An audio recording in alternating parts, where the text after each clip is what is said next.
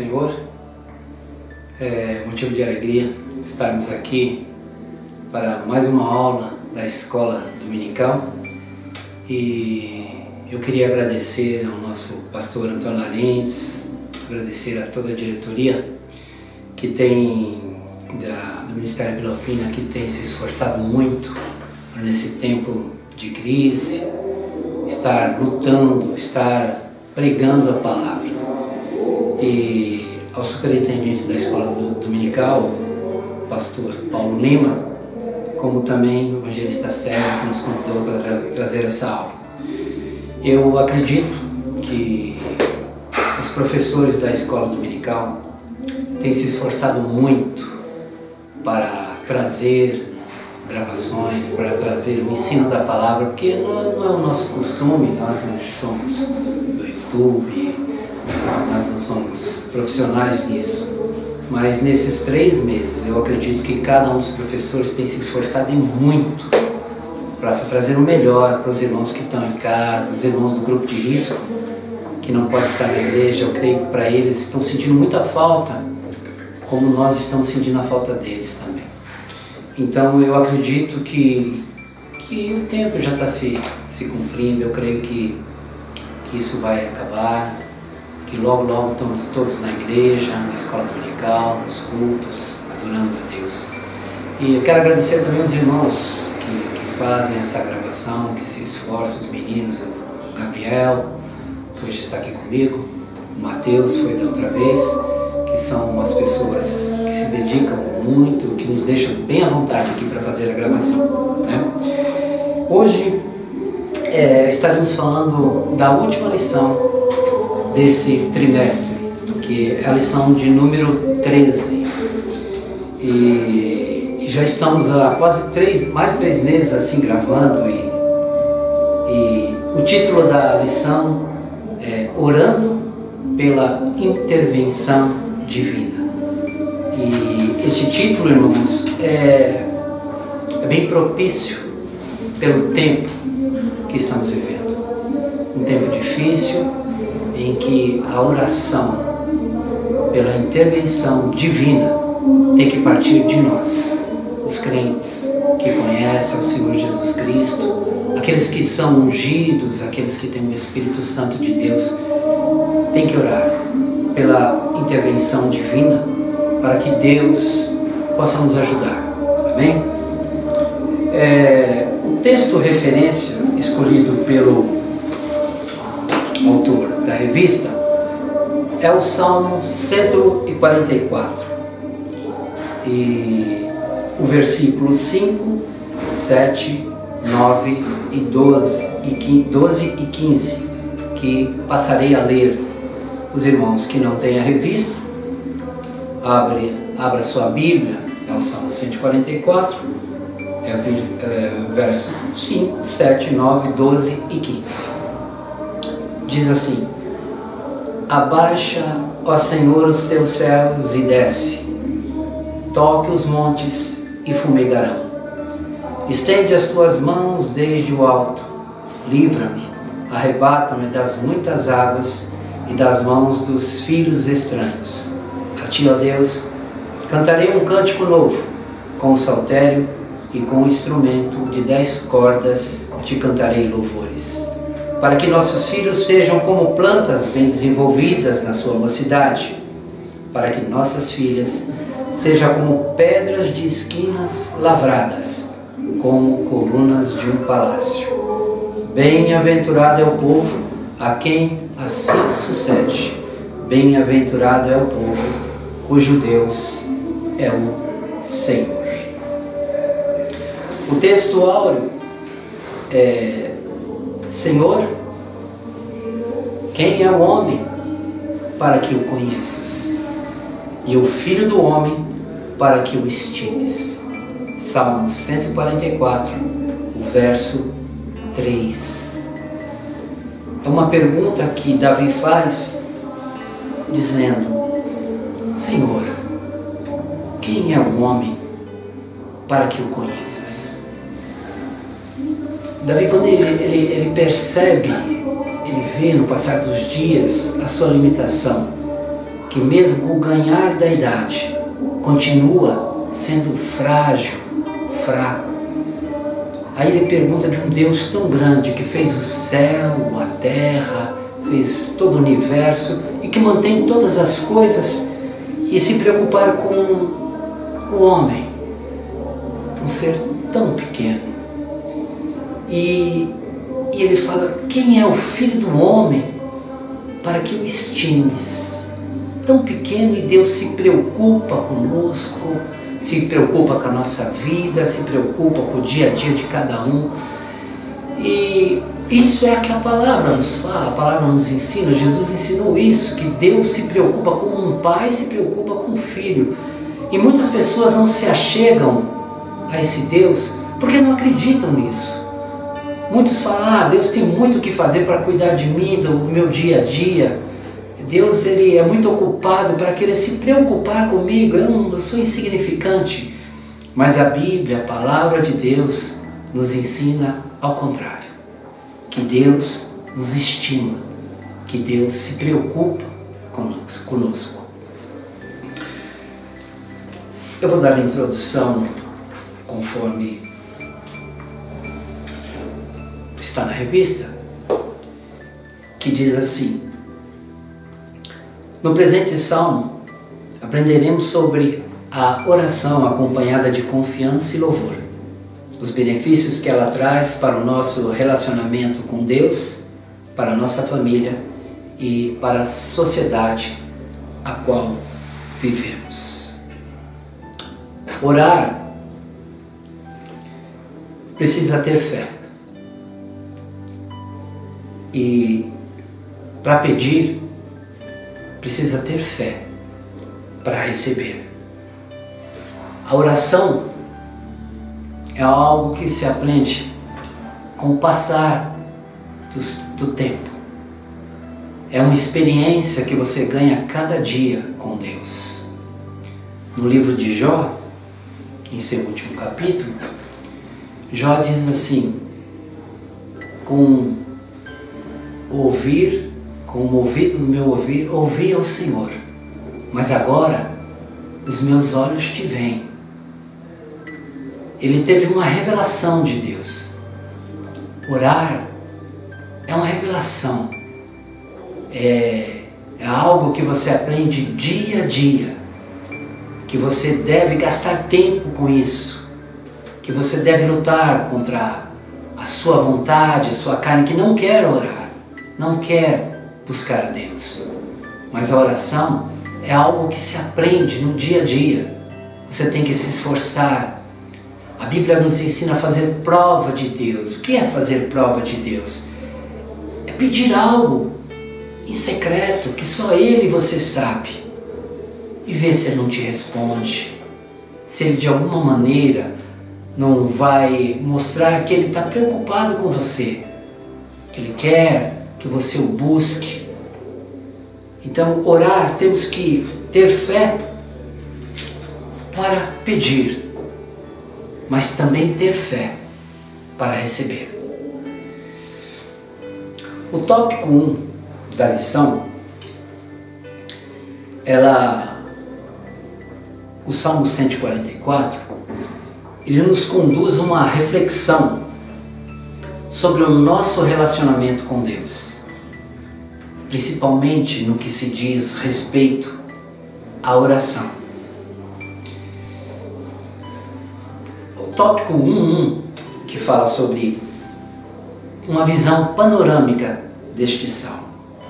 É um salmo de Davi.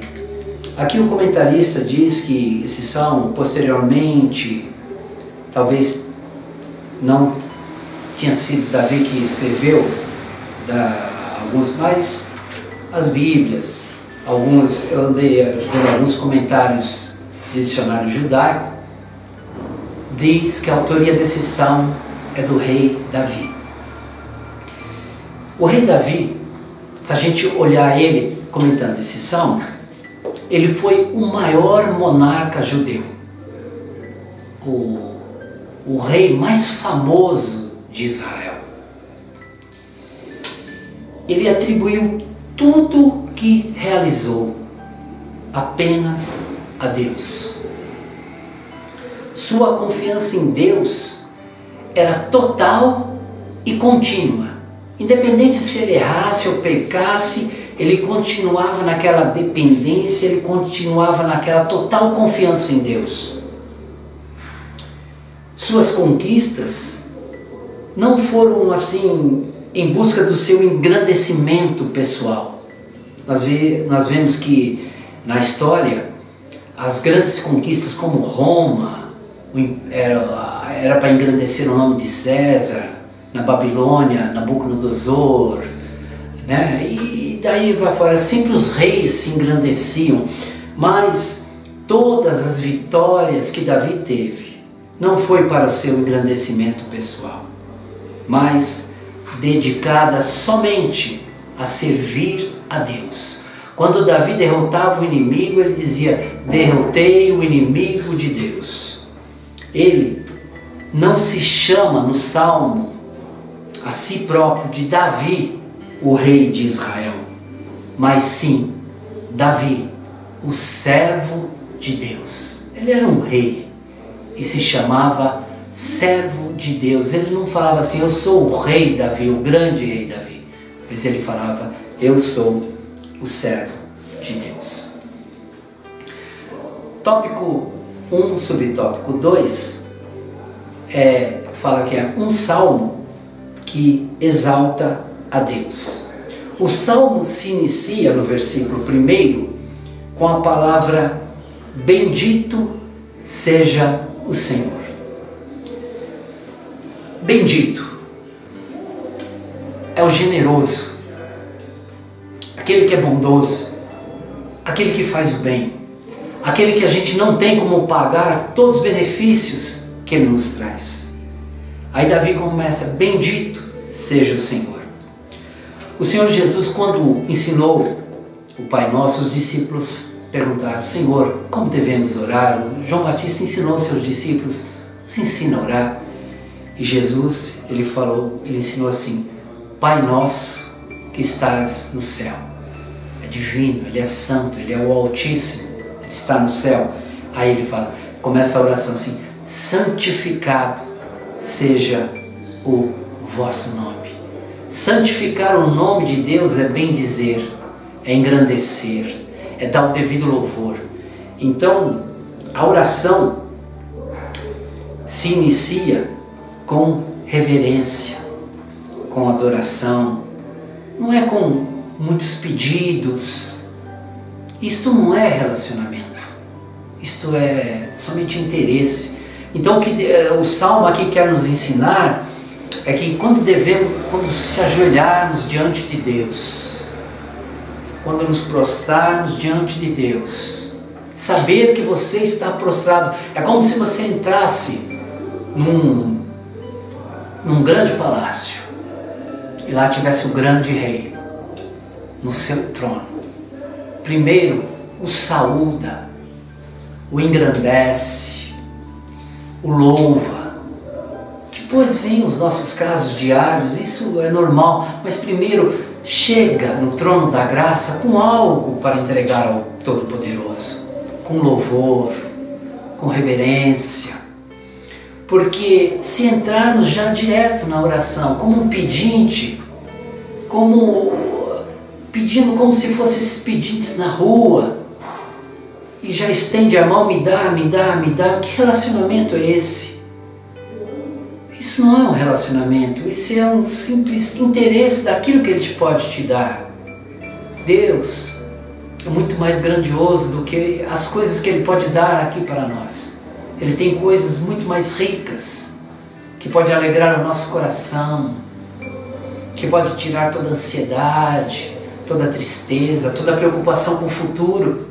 Ele tem esses remédios que a medicina não tem, porque Ele conhece a nossa estrutura, Ele conhece, da planta do pé até o alto da cabeça, Ele nos conhece.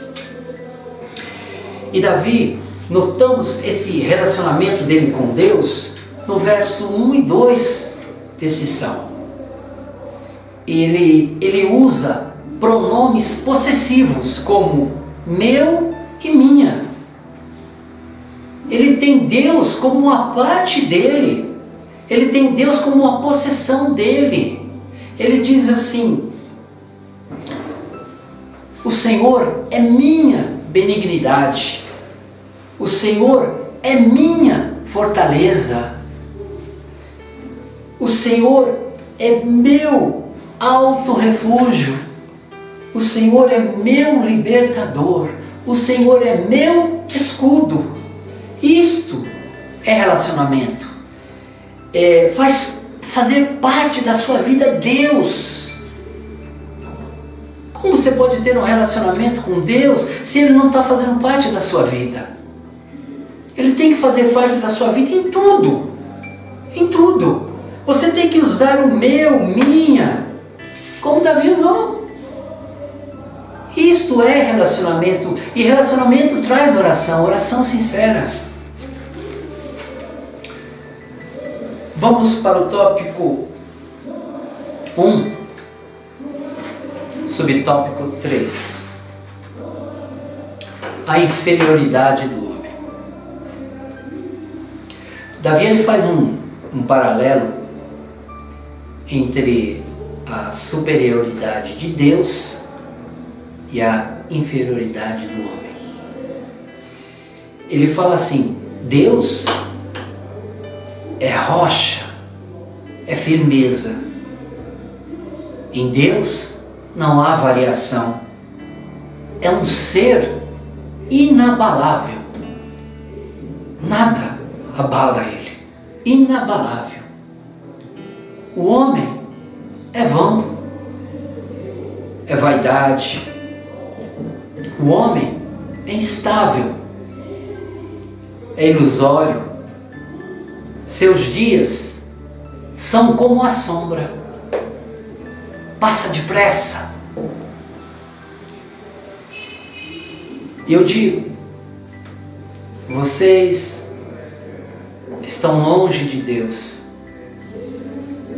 Vocês que saíram da igreja. Lembre-se, os nossos dias são como a sombra. Passa logo. Cuidado para não ir muito longe de Deus. E talvez não há tempo de voltar, porque o tempo passa depressa. Nós passamos. Então, nós somos vãos, vaidade. Lembramos do passado como se fosse ontem. Então, nós temos que tomar muito cuidado para não se distanciar de Deus, mas estar sempre com Ele. Vamos para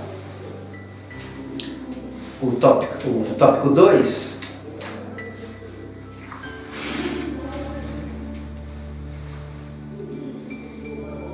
Que diz assim: confiança, oração e a graça de Deus.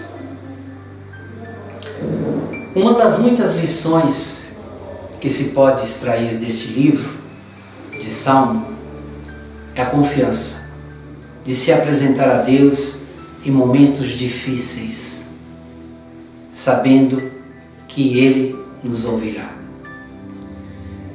Estamos passando momentos difíceis,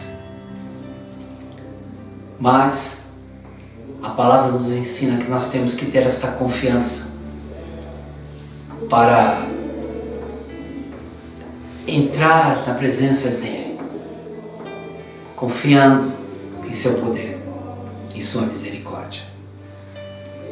2, subtópico 1, a graça de Deus. Vivemos numa época, irmãos, de exaltação humana. Uma exagerada exposição de conquistas pessoais.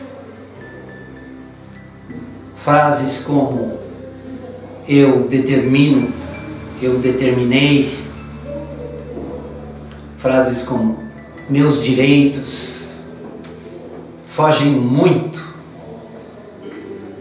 da oração do salmista em seus propósitos. Eu gostaria de ler aqui com os irmãos em Jeremias, capítulo de número 9, o verso 23 e 24. Jeremias, capítulo de número 9, o verso 23 e 24. Diz assim: assim diz o Senhor, não se glorie o sábio na sua sabedoria, nem se glorie o forte na sua força. Não se glorie o rico nas suas riquezas, mas o que se gloriar, glorie-se nisto, em me conhecer e saber que eu sou o Senhor, e faço beneficência e juízo e justiça na terra, porque destas coisas me agrado, diz o Senhor. Não temos nada que se exaltar, não temos nada que nos gloriar, nem a força, nem a riqueza, nem a sabedoria, porque tudo vem de Deus. Diz a palavra, quando Deus fez o rico, Ele criou também o pobre. Tudo está no seu controle. Em tudo devemos dar graças a Deus. E podemos participar da graça de Deus. Este favor imerecido não é nosso mérito. O mérito é total de nosso Senhor Jesus Cristo. Tópico 2, subtópico 2 também, oração pela presença de Deus. O Salmo 144, que é a nossa lição, Davi fala assim, o verso 5: abaixa, ó Senhor, os teus céus e desce. Um pedido pela presença de Deus. Abaixa, ó Senhor, os teus céus e desce. Algumas vezes o Senhor no Antigo Testamento, Ele fez isso. Ele desceu no Monte Horebe, ali na sarça ardente, quando estava Moisés. Ele desceu no Monte Horebe para entregar os 10 mandamentos. Diz que o monte fumegava. Mas no Novo Testamento, no Evangelho de João, capítulo 1, versículo 14, diz que o Senhor se fez carne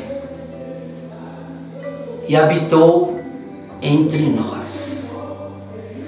Esse descer de Deus nos leva ao livro de Filipenses, que eu passarei a ler, o verso 2, o capítulo 2, o verso 6 e 7, que diz assim: que Jesus Cristo, sendo em forma de Deus, não teve por usurpação ser igual a Deus, mas aniquilou-se a si mesmo, tomando a forma de servo, fazendo-se semelhante aos homens. Deus desceu. A imagem de Deus visível, Jesus Cristo. Ele desceu como Davi fez aquele pedido. Abaixa os céus e desce. O Senhor Deus desceu em Jesus Cristo. Quando Filipe falou para Jesus: Senhor, mostra-nos a Deus, isso nos basta. Ele falou: Filipe, estou há tanto tempo convosco, você não crê? Quem vê a mim, vê a Deus. Eu e o Pai somos um. Então Deus desceu em Jesus Cristo e temos todo acesso a Ele. aquele convite maravilhoso que Ele faz a todos: vinde a mim, todos cansados e oprimidos, e eu vos aliviarei. Convite lindo. Vamos para o tópico 2, subtópico 3, expressa confiança. O Salmo 9, versículo 10 diz assim: em ti confiarão os que conhecem o teu nome. Em ti confiarão os que conhecem o teu nome.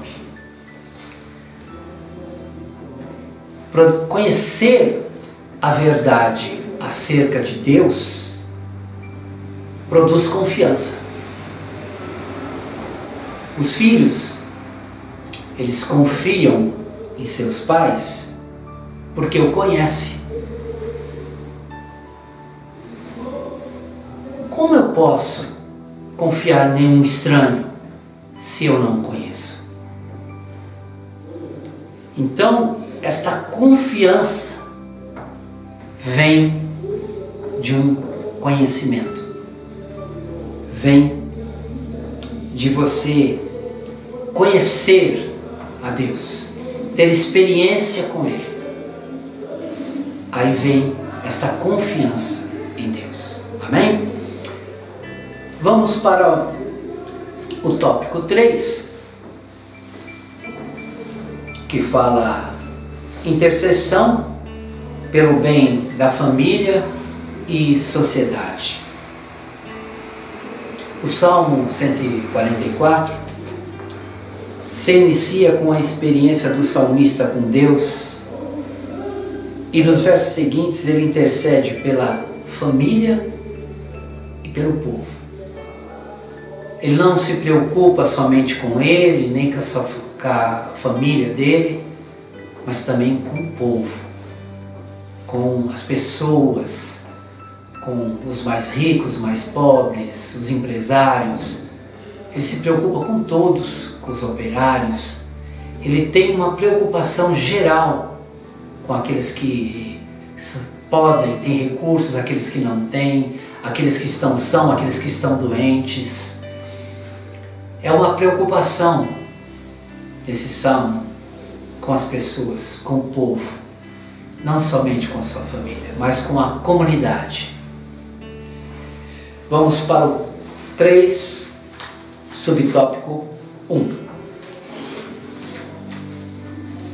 Diz assim: filhos, plantas bem desenvolvidas na sua mocidade. Davi não conseguiu ser um exemplo de pai para seus filhos, mas orava por eles, confiando em Deus, que Deus poderia fazer algo. A gente vê a história do rei Davi. Ele foi um homem que errou muito, e isso influenciou muito na vida dos seus filhos. Tem um pensamento de um escritor que diz assim: as plantas podem crescer tortas, desapontando aqueles que as plantou.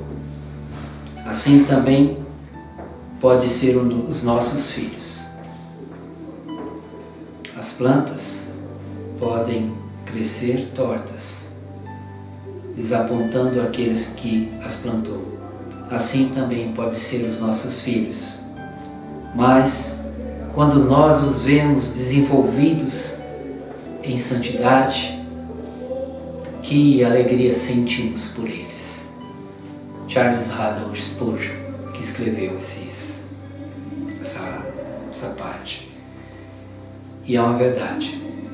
Como é bom a gente olhar e ver os nossos filhos tementes a Deus, sabendo que eles têm uma retaguarda. Sabemos que Ele tem o anjo do Senhor acampado ao redor. Sabendo que eles têm temor de Deus. Isso deixa os pais muito alegres. Vamos para o tópico 3, subtópico 2. filhas, pedras de esquina como colunas de um palácio. Nós vemos aqui que Davi não se preocupava somente com os filhos, mas com as suas filhas também. Ainda que naquela época os filhos tinham mais honras, mas o povo judeu sempre foi diferente de outros tipos de povos. Eles se preocupavam com suas filhas. A oração pelas filhas, ele chama pedras de esquina, colunas de um palácio. É a beleza da alma das moças. É a firmeza de caráter. Pois seus pais gastaram trabalho e tempo para a construção moral, espiritual de sua filha.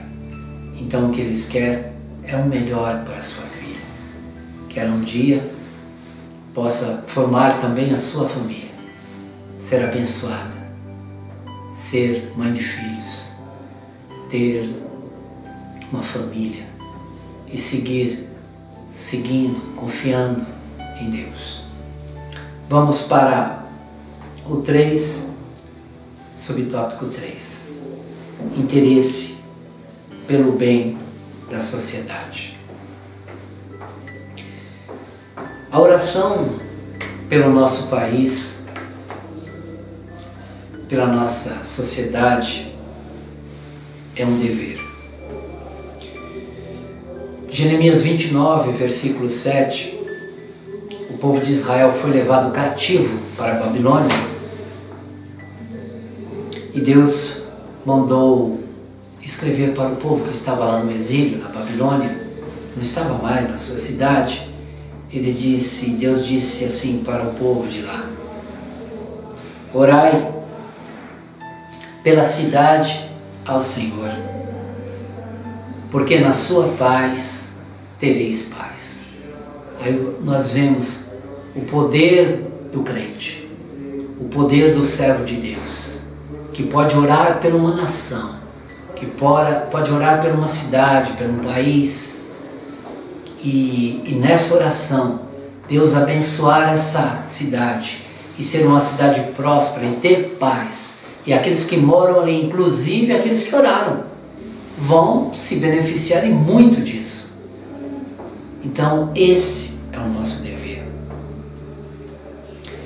Em 1 Timóteo, capítulo 2, o verso 1, 2, 3, eles falam: orai pelos reis, todos que estão em eminência, para que tenhamos uma vida quieta, uma vida sossegada, porque isto é bom e é agradável diante de Deus. Para terminar, eu gostaria de ler um texto em Números que vai cair muito bem nos dias que vivemos, que eu creio que vai trazer uma luz maior a todos nós se fizermos esta comparação. Eu gostaria de ler aqui em Números, capítulo de número 11, Números, capítulo de número 11, é o 4º livro da Bíblia, vem depois de Levítico, capítulo 11, do verso 11 ao 15, que passarei a ler. Diz assim: E disse Moisés ao Senhor: por que fizeste mal a teu servo? E por que não achei graça aos teus olhos, que puseste sobre mim a carga de todo este povo? Concebi eu porventura todo este povo? Gerei-o eu para que me dissesses que o levasse ao colo? Como o aio que leva a cria, a terra que juraste a seus pais? Donde teria eu carne para dar todo a este povo? Porquanto contra mim choram, dizendo: dai-nos carne a comer. eu sozinho não posso levar todo este povo, porque muito pesado é para mim. E se assim fazes comigo, mata-me, eu te peço. Se tenho achado graça aos teus olhos, não me deixe ver o meu mal. Esta oração é simplesmente de um homem que viu Deus face a face. Um homem que quando desceu do Monte Horebe, ali que ele recebeu as tábuas dos 10 mandamentos, o seu rosto brilhava, que teve que usar um véu, pois viu a Deus. E ele não estava suportando levar a carga de dirigir a 2 milhões de pessoas aproximadamente, que diz que saíram 600 mil homens do Egito, fora as mulheres e crianças. Vamos colocar 2 milhões, 3 milhões no máximo de pessoas. Ele não estava aguentando dirigir, mesmo sendo orientado por Deus, mesmo todo dia Deus falando com ele não estava aguentando a pressão. E ele pediu que Deus o tirasse da vida, porque ele não estava aguentando mais. Agora, estamos no Brasil, com mais de 200 milhões de pessoas. Para o presidente governar, ele precisa da nossa oração, da nossa ajuda intercedendo por ele, e não da nossa crítica. Porque se 2 milhões de pessoas fez um homem de Deus pedir a morte, que dirá 200 milhões? Passando essa dificuldade que estamos passando hoje, muitas pessoas morrendo não de doença, mas de fome, de miséria. Nós temos que interceder pelo nosso país, pelo nosso presidente, porque diz que toda autoridade foi colocada ali por Deus. Então o nosso dever não é criticar, é orar. Então que Deus nos abençoe, que Deus abençoe a todos os professores da escola dominical, que Deus abençoe esse trabalho que está sendo feito com muito amor, muito carinho. E eu agradeço a todos pela atenção. Amém? Que Deus nos abençoe.